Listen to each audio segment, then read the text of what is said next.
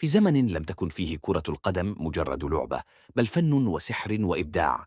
كان هناك نجم لا يشبه أحد، اسمه وحده كان كافيا ليسكت الجماهير: رونالدينيو. بابتسامته الساحرة ولمساته السحرية صنع المجد مع برشلونة والبرازيل. لكن ما لا يعرفه الكثيرون هو الوجه الآخر لهذه الأسطورة، الوجه الذي قاده من الملاعب الذهبية إلى زنزانة سجن في باراغواي. ولد رونالدينيو في حي فقير بالبرازيل سنة 1980. منذ طفولته كان يدهش الجميع بمهاراته، كأن الكرة خلقت لتلعب معه. بدأ في نادي غريميو ثم انتقل إلى أوروبا، وهناك انفجر مع باريس سان جيرمان.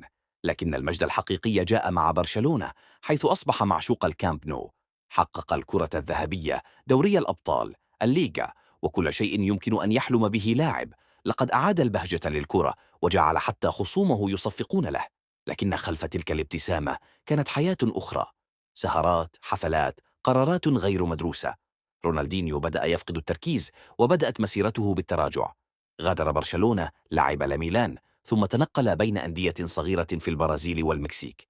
رغم لحظاته الجميلة، إلا أن النجم بدأ يخبو ولم يعد كما كان.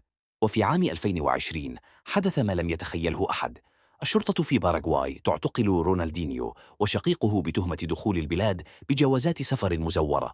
الأسطورة خلف القضبان قضى شهورا في السجن، وشارك في بطولات داخلية، بل وفاز بكأس سجن باراغواي. صورته وهو يبتسم خلف القضبان هزت العالم. كيف وصل الحال بهذا الساحر إلى هنا؟